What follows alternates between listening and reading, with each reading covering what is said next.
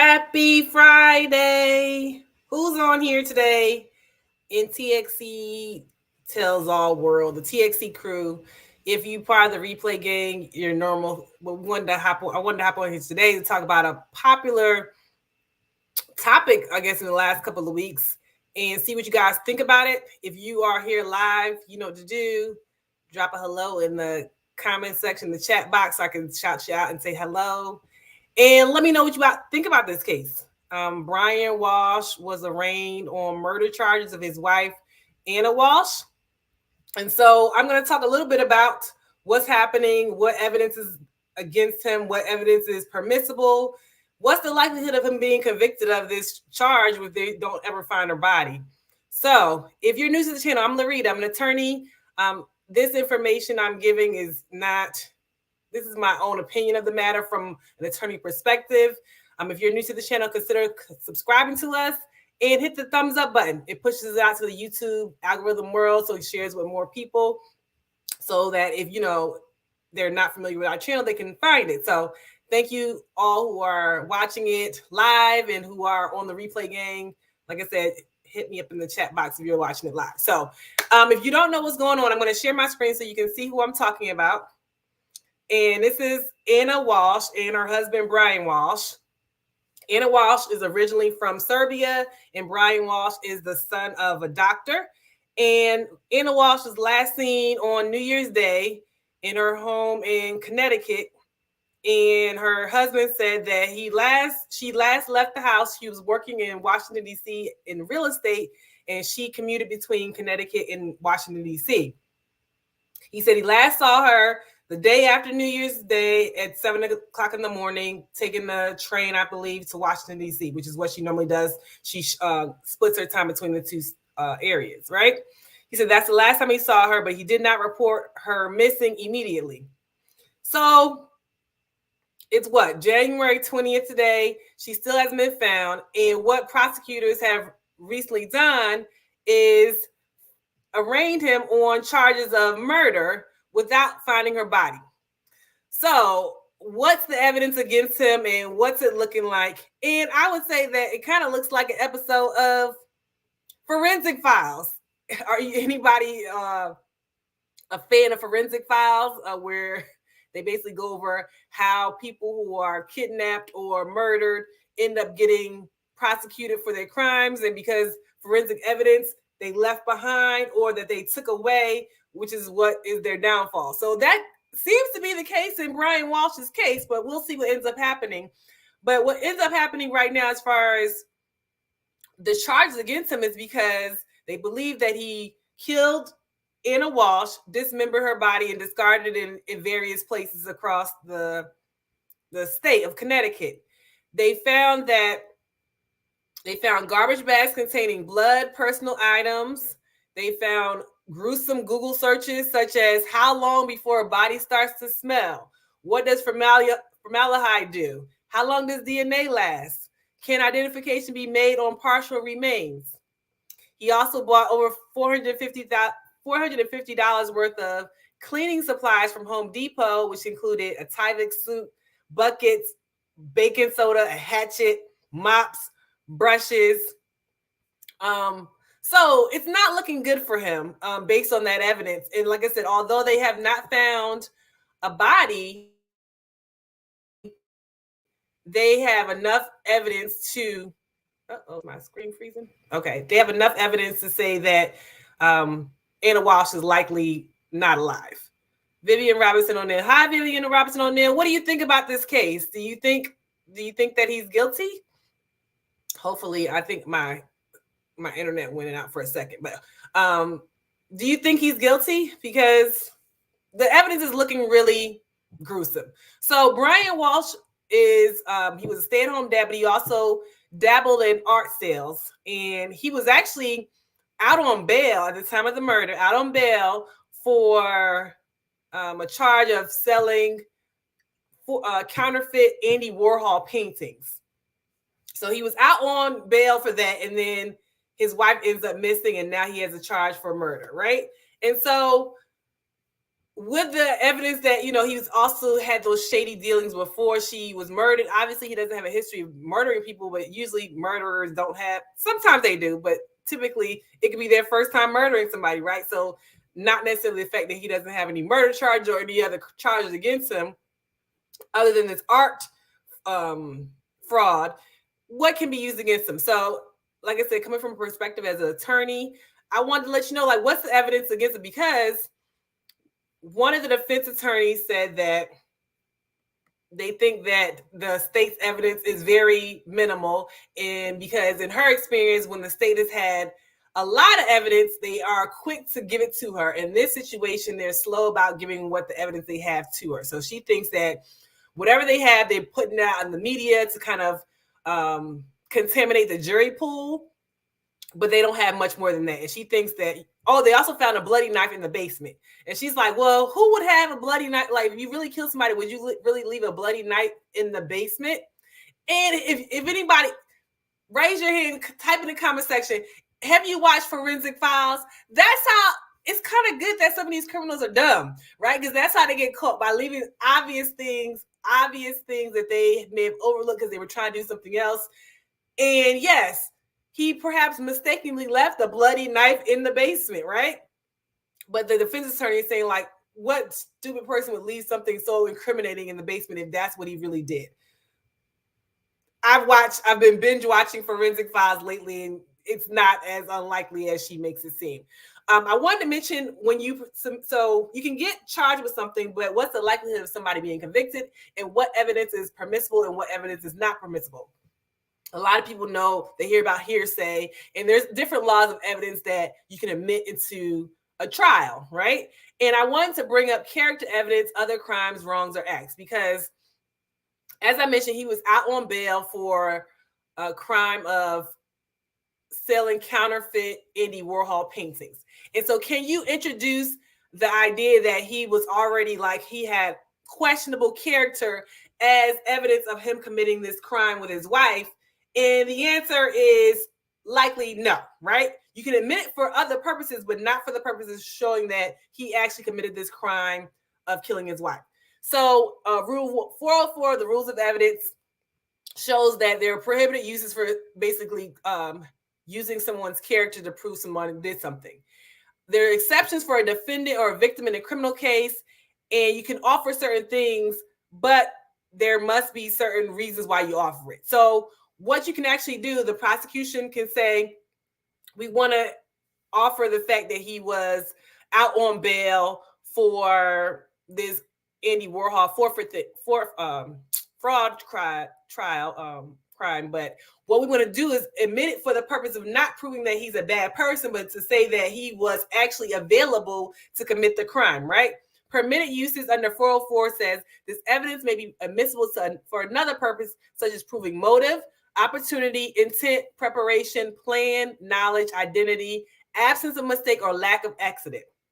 So I can see them using the fact that he was out on bail because, you can say, okay, we can't use it to prove that he's a bad person, and that's why we think he would also kill his wife, because having fraudulent art painting does not mean you're going to be also a murderer, right? But you can prove that he was out on bail, so he wasn't detained and not available to kill this woman. He was actually available, and he actually held a dinner party the day before with someone else to show that he was one of the last persons to see Anna Walshe. So let me check in the comment section, and I'm going to share something else with you. Vivian says, yes, guilty as sin. He is going to blame it on COVID. He's going to blame it on COVID. Everybody blames things on COVID, I guess. So, like I said, we're seeing it from the eyes of what the prosecution, the evidence of the prosecution has leaked to the public to say what's going on, but it's not looking good. Anna Walsh's mom, who's still in Serbia, said that she had gotten a phone call from Anna a couple of days before the murder, and Anna was asking her to come to United States the next day. And she said, no, Anna, I'm an old woman. I have to get my affairs in order before I can come over. I can't just come over the next day. She's in Serbia and Anna was in the United States. But she said Anna seemed very adamant that she wanted her to come right away. She also spoke very highly of her son-in-law, Brian Walshe, saying that no, Brian loves Anna. She doesn't think that he has anything to do with her being missing. That wasn't until we saw evidence of that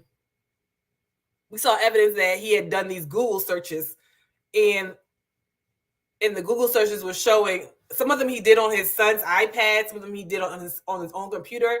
And yes, like I said, if you've seen enough things, some criminals are dumb enough to think that there's not any trail of records to show that they've tried to look up some things. How to dispose of a body. I think he even did a Google search about how to dispose of a female body that's 115. Excuse me, I'm freezing. That's 115 pounds. That's very specific. She looked to be about 115 pounds. I'll share my screen with you again so you can see how she looked. But it seems very specific for somebody who was just randomly searching for things. This is Anna and one of her former bosses.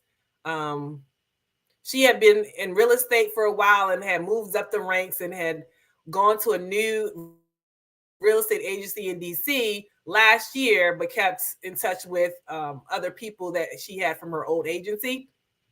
And so I think that, yes, people do dumb things, and that's how people get caught. And I guess it's a good thing that criminals are not that smart. In forensic evidence, so I went to undergrad, I went for political science and criminal justice. So I got a taste of a lot of these criminal justice tactics and forensic sciences.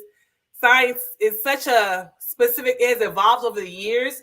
And so DNA evidence, trace evidence, such as like hair follicles, blood evidence, footprints, things of that nature can make and break the case. And although he has dismembered a body, if you don't know by now, you can still be charged with somebody's murder even if they don't have a body to prove that the person was murdered. Circumstantial evidence is relevant evidence, and it can be admissible in court to prove that something happened. So an example of direct evidence versus circumstantial evidence is being, okay, there's only two people in the house. One person leaves. When the one person's leave, there was money on the table, and then when they left, there was no more money, right? That'll be circumstantial evidence because you didn't see the person actually take it, but process of elimination shows that the person was there, the money was there, the person left, the money was no longer there, right? That'll be circumstantial evidence. Direct evidence will be somebody actually, eyewitness seeing somebody take the money. In that case, both direct and circumstantial evidence are relevant evidence and are admissible in court to prove that somebody is guilty of a crime. So although Brian Walshe may have dismembered her body and there was evidence that he went to different locations in Connecticut and like dumped garbage bags that perhaps had different parts of her body, even though they don't have a body right now, they can still prove that circumstantially she's dead. Perhaps a lot of loss of blood. Somebody would not be able to survive if they had lost that much blood. They have proved that they had pieces of her COVID vaccination card, her purse that she always carried with her. They found that things of those nature can circumstantially lead to a conclusion that she's not alive any longer, right?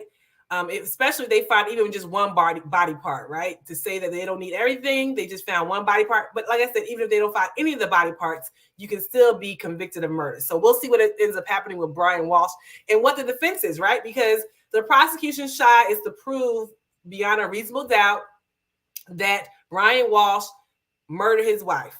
There's some searches that he actually was premeditated. So first degree murder is on the table. He premeditated, looked up information about how to kill somebody and how to hide the body.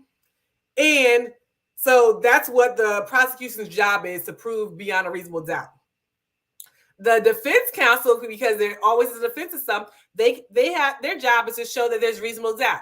They don't have to put on any case if they don't want to, but what they can do is poke holes in the fact that the prosecution did not meet their burden to show beyond a reasonable doubt that Brian Walshe killed Anna Walshe, right?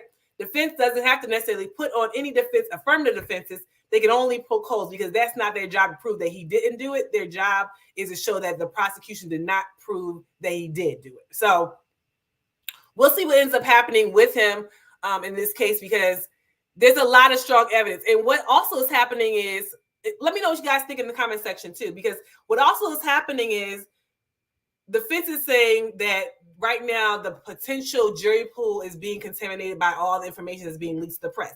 You already have some preconceived notion about what's happening. The jury may not be open to what the actual evidence is and what the admissible evidence is, right? But will he actually have a chance to have a fair trial in another area? Who knows? Because at this point, this happened in Connecticut and I'm in Texas and I know about it, right? So at this point, him moving to another jurisdiction within Connecticut may not give him any of a different kind of jury pool than what he would get in his particular county that he resides in right now. So I don't think, as far as moving to another jurisdiction because of potential of unfair jury pool, would be an incident here. So let's see what you guys have to say. Vivian said his wife is probably going to divorce him and he decided to kill her for insurance. I don't know why people think that you can get away with that. I don't know. He probably thought he deleted that information, but it's always in cyberspace. Watch what you Google. That's true. Leeds Law Firm. Hi, Leeds Law Firm. Thanks for tuning in. What do you think about this? Do you think he's guilty? Have you heard about it? So let's see. Can't they follow his cell phone pin? So they did. They did follow his cell phone. Thank you for bringing that up. It pinged in different areas of the surrounding Connecticut area. So it pinged near where his mom lived, and they showed that they pulled up the video showing that he dumped some information, some bags there. It pinged in different apartment complexes. So that's what they were following it around. By the time they got to those apartment complexes, the garbage dumpster had already been incinerated stuff. So they couldn't use that information against him, but they did use his cell phone pings.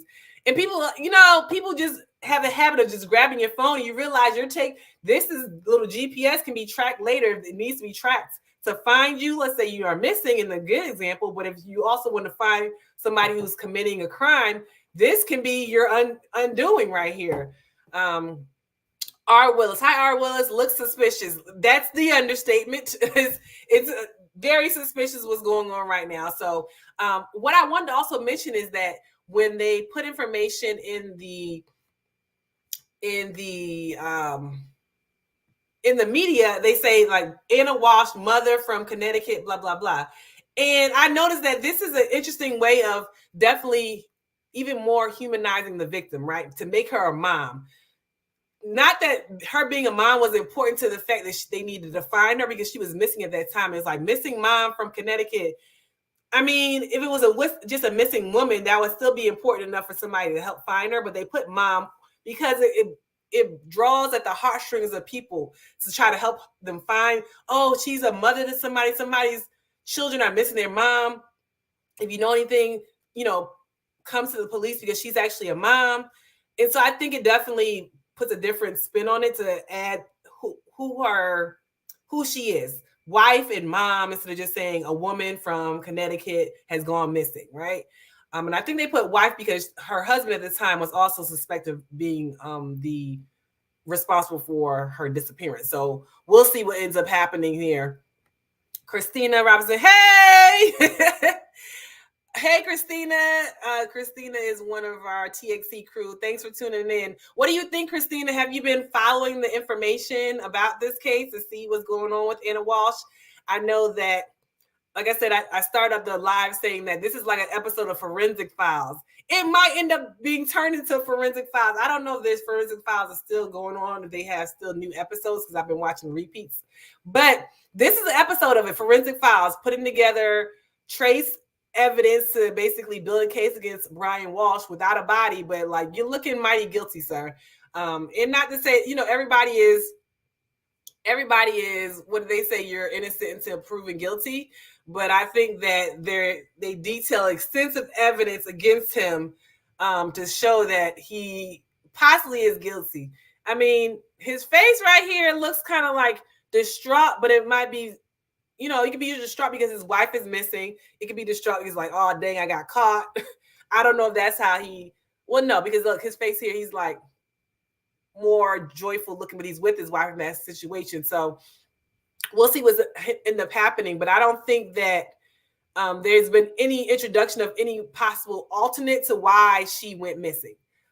It's really hard to explain some of the evidence that they found so far in this particular case. So I want you to vote. Let me know what you think. Have you, do you think he's guilty? Do you think that we've found information that we don't know about? Is the defense case going to be very hard in defending him? like I said, as a lawyer, there's always two sides to the story.